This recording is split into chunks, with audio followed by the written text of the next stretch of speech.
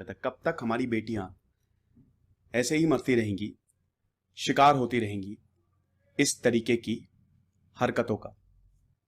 मैं एक आपको चीज बताना चाहता हूं, दबिए नहीं। अगर कुछ भी गलत हो रहा है, स्पेशली मैं लड़कियों के लिए बात बोल रहा हूं, अगर कुछ भी आपको लग रहा है कोई लड़का आपको परेशान कर रहा है, दबो नहीं, जाके तुरंत कंप्लेन कराओ, कार्रवाई कराओ। कोई मामला सेटल वेटल करने की कोई जरूरत नहीं है, हिम्मत बढ़ जाती है। यह मामला दोस्तों बड़ा ही झकझोर देने वाला है। बहुत दुखद है कि इतनी टैलेंटेड लड़की को दिन दहाड़े मार दिया गया और यह सब वीडियो में कैद हुआ। 23 सेकंड का ये जो पूरा वीडियो है, इसमें सब कैद हो गया। आरोपी देख रहे हैं, आपको दो लड़कियां देख रही हैं, और देखते ही देखते निकिता को मार दिया गया। 21 साल की थी, एग्जाम देके वापस आ रही थी, मार दिया। आरोपियों को तो गिरफ्तार कर ही लिया गया है, अब तो गए ये काम से। लेकिन ये जो न्यूज है, ये जो इशू है, इस पे हम थोड़ा नजर डालते हैं और सिलसिलेवार से देखते हैं कि हुआ क्या। चलिए आगे बढ़ते हैं। निकिता तोमर 21 साल की थी, बीकॉम की फाइनल ईयर स्टूडेंट थी। शुरुआत से शुरू करते हैं। निकिता जो है पढ़ने में बहुत ही अच्छी थी, टॉपर थी ये। 12th में 95% आए थे और इनके भाई ने बोला है कि ये आर्मी में जाना चाहती थी। बहुत ही ब्राइट करियर, टैलेंटेड, जो भारत के लिए बहुत कुछ कर सकती थी। जो आरोपी है जिसने गोली मारी है, वो इसके साथ पढ़ता था और बहुत पहले से इसके पीछे पड़ा हुआ था। कॉलेज खत्म हुआ, मतलब स्कूल खत्म हुआ तो ये कॉलेज में गई। अग्रवाल कॉलेज बल्लभगढ़ में ये पढ़ती थी। 1 बजे बीकॉम का फाइनल ईयर पेपर देके ये वापस लौट रही थी। शाम को 4 बजे निकिता और उसकी जो दोस्त है, देखा ना आपने, ये निकिता और उसकी दोस्त, ये दोनों जो हैं, इसको ये व्हाइट कार आती है और 2 लोग निकलते हैं। ये आरोपी है और एक और इंसान निकलता है जो इसके साथ था। 23 सेकंड का वीडियो है, पॉइंट ब्लैंक पे गोली मार दी। पहले खींचने की कोशिश की। जो आरोपी है उसका नाम है तौसीफ और रेहान, जिसने गोली मारी, तो पहले इसको खींचने की कोशिश की, किडनैप करने की कोशिश की, लेकिन जब निकिता नहीं मानी, मार दी गोली। पॉइंट ब्लैंक पे पिस्टल निकाली, पॉइंट ब्लैंक पे गोली मार दी। निकिता की जो दोस्त है, जो इनके साथ थी, समझ ही नहीं आया हुआ क्या। 23 सेकंड के अंदर दुनिया ही बदल गई। उसके बाद कुछ नहीं समझ में आया, जैसे ही गोली मारी दोनों भाग गए। और ये बताती हैं कि जब हम बाहर निकल रहे थे कॉलेज से, तो हम ऑटो के लिए वेट कर रहे थे, तभी कार, जो इनकी दोस्त है निकिता की, वो बता रही हैं, तभी कार आई, 2 लोग आए, हम कुछ भी समझ पाते उससे पहले उन्होंने गोली चला दी। समझ ही नहीं आया। अब जब ये पूरा मामला हुआ तो जो परिवार वाले थे, आप खुद सोचिए, किसी के घर का मेंबर जाएगा और बिना बात के, कोई ऐसी बीमारी नहीं, कुछ नहीं, बिना बात के तो मार दिया, मर्डर है ये। तो जो फैमिली मेंबर्स थे, बहुत गुस्सा आई, फरीदा मथुरा हाईवे को ब्लॉक कर दिया। प्रोटेस्ट शुरू हो गए। मंगलवार की सुबह से प्रोटेस्ट जो है वो शुरू हो गए। माताजी बहन को तो कोई होश ही नहीं था। जो इनकी मां है, वो तो, जो इनका पूरा परिवार है, वो यही बोल रहे हैं, उनका भी एनकाउंटर कर दो। जैसे इसने हमारी बेटी को गोली मारी है, वैसे ही उनको मार दो। लेकिन दोस्तों, हमारा जो कानून है वो ऐसे काम नहीं करता है। अक्सर क्या होता है कि लोग बोलते हैं गोली मार दो। आप इसके रेपरकशन नहीं समझ रहे हैं। रेपरकशन क्या होंगे? देखिए, पहली बात तो यह है कि गोलियों का अगर इंसाफ होने लगा ना, तो जो लोग बोल रहे हैं आज गोली मार दो, वही मार दिए जाएंगे। एक ना एक दिन उनके साथ भी ऐसा ही होगा। कानून इतना सख्त बनाओ, फांसी से नीचे कोई सजा नहीं। 1 महीने के अंदर अंदर, जैसे आप नेशनल ग्रीन ट्रिब्यूनल को देखिए ना, एनजीटी, 6 महीने के अंदर अंदर उनको केस को डिस्पोज करना होता है। तो अगर एनवायरमेंट के लिए हम ऐसा कर सकते हैं, तो अपराध के लिए नहीं कर सकते? जब लॉ एंड ऑर्डर ही नहीं बचेगा तो फायदा क्या? जब हमारी औरतें ही सेफ नहीं रहेंगी। वैसे ही बार बार यह बोला जा रहा है कि औरतों को वर्कफोर्स में लेके आओ, और हमारी वर्कफोर्स 1991 से लगातार डिक्लाइन हुई। अगर औरतों की बात करें, 23% है खाली जो वर्किंग वुमेन है, और जो काम भी करते हैं उनको यह सब झेलना पड़ता है। तो देश पीछे जा रहा है अगर ऐसी बातें हो रही है। औरतों के खिलाफ क्राइम रुक ही नहीं रहे हैं हर जगह से। अभी हाथरस में हमने देखा, और अब ये, और ये तो रिपोर्ट हुए हैं। औरतों को तो सोचिए, डेली बेसिस पे उनके साथ ये होता होगा, कहीं ईव टीजिंग, कहीं कमेंट पासिंग।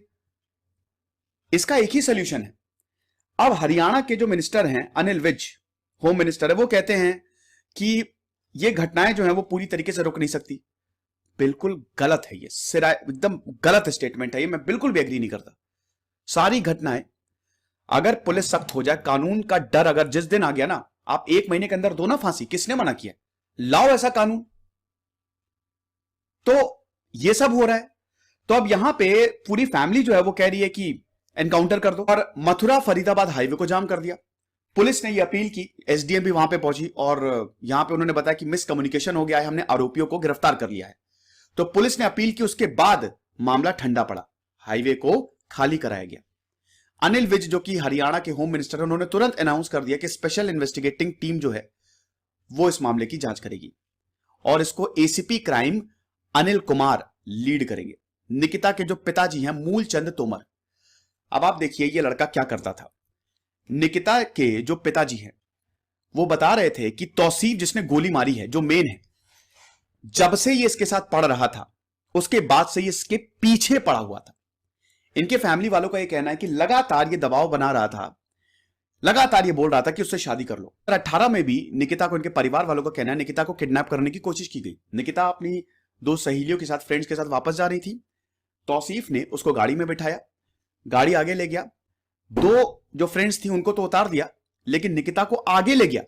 तो उसके बाद बकायदा इसके खिलाफ 2018 में भी एफआईआर दर्ज कराई परिवार वालों ने, लेकिन तब दोनों तरफ से मामला सेटल हो गया। यही बहुत बड़ी गलती हो गई, बहुत बड़ी। ये इनके परिवार वाले भी कहते हैं।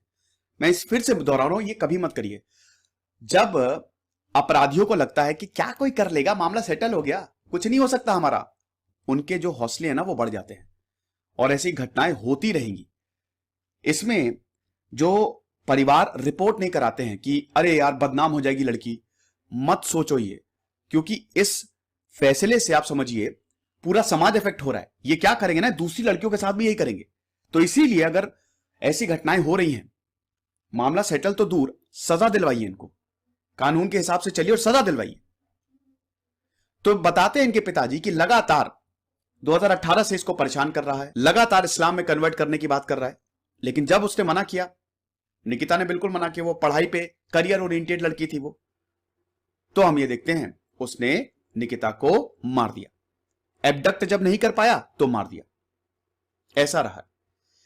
अब दोनों को गिरफ्तार कर लिया गया है, तौसीफ और रेहान दोनों को ही गिरफ्तार कर लिया गया। नू भाग गए थे ये लोग, नू 10 टीम इसके पीछे पड़ी थी, गिरफ्तार किया।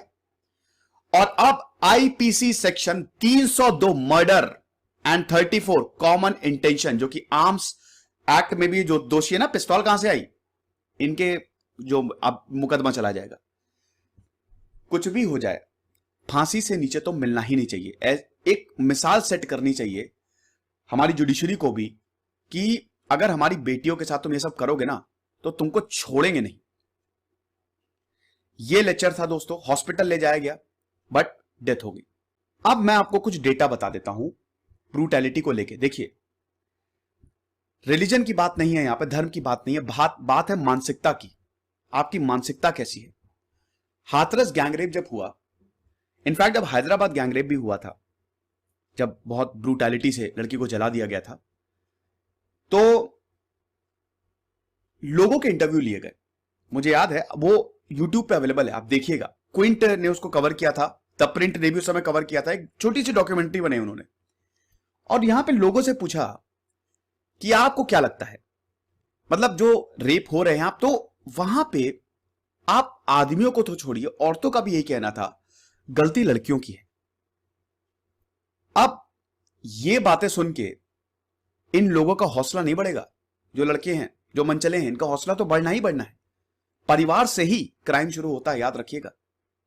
परिवार ने अगर कंट्रोल कर लिया ना तो चीजें बिल्कुल नॉर्मल रहेगी। अब कुछ डेटा की बात कर लेते हैं, एनसीआरबी का जो डेटा है। 2018 में हम देखते हैं 3,78,236 केसेस रजिस्टर हुए थे। इसमें से 2018 में इतने थे, 2019 में 7.3% का इसमें इंक्रीज आ गया है। 4,05,861 केसेस 2019 में रजिस्टर हुए। अब ध्यान दीजिएगा, ये वो केसेस हैं जिनमें एफआईआर होती है, 90% केसेस में एफआईआर नहीं होती। इसमें से दोस्तों उत्तर प्रदेश रैंक 1 पे था अगर एब्सोल्यूट नंबर की बात करें, यूपी जो था वो नंबर 1 पे था। साथ ही साथ रेप केसेस इसमें 34,000 के करीब थे। उसके बाद यूपी में 60,000 के करीब केसेस हुए, जो कि 14.7% पूरे देश में जितने केसेस हैं उसका 14% अकेले यूपी में होता है। देन राजस्थान था 10.2%, महाराष्ट्र 9.2%। ये सब एनसीआरबी के ऑफिशियल आंकड़े हैं। ज्यादातर जो केसेस होते हैं आइदर हस्बैंड कमिट क्रूएलिटी या फिर जो रिलेटिव्स हैं दे कमिट क्रूएलिटी। ठीक है, 2017 में जो रेप केसेस थे वो 32,560 थे, 2018 में 33,356 और अभी 7% और इंक्रीज हो गया है। ऐसा है, हर दिन 87 केसेस जो हैं वो रजिस्टर होते हैं डेली, 2019 की बात करें अगर, और हर 15 मिनट में एक रेप होता है। एंड दैट इज टू जब ये आंकड़े जो हैं वो रजिस्टर नहीं होते। ये आंकड़ा और बढ़ेगा, अगर हर कोई बहुत ज्यादा एफआईआर होंगी तो यकीन मानिए आंकड़ा ऊपर जाएगा। इतनी बुरी हालत है औरतों की। तो अब सख्त कानून की बहुत ज्यादा जरूरत है। ऐसे कानून लाए जाए, फास्ट ट्रैक कोर्ट्स बनाए जाए, बनाए भी गए हैं, ऑपरेशनल भी है, लेकिन उस लेवल पे काम नहीं हो रहा है। तुरंत इसका ये जो केस है गजब की चार्जशीट बनाई जाए ताकि बच ना सके। कॉन्विक्शन भी एक बहुत बड़ी प्रॉब्लम है। ज्यादातर कॉन्विक्शन देखिए, अक्यूज तो हो गए लेकिन कॉन्विक्ट भी कबड्डी खेल के कानून से निकल जाते हैं ये लोग। पैसा है तो और दिक्कत। ऐसा कानून बनाए कि इनको बिल्कुल भी ना छोड़ा जाए और फांसी से नीचे तो कुछ मिलना ही नहीं चाहिए।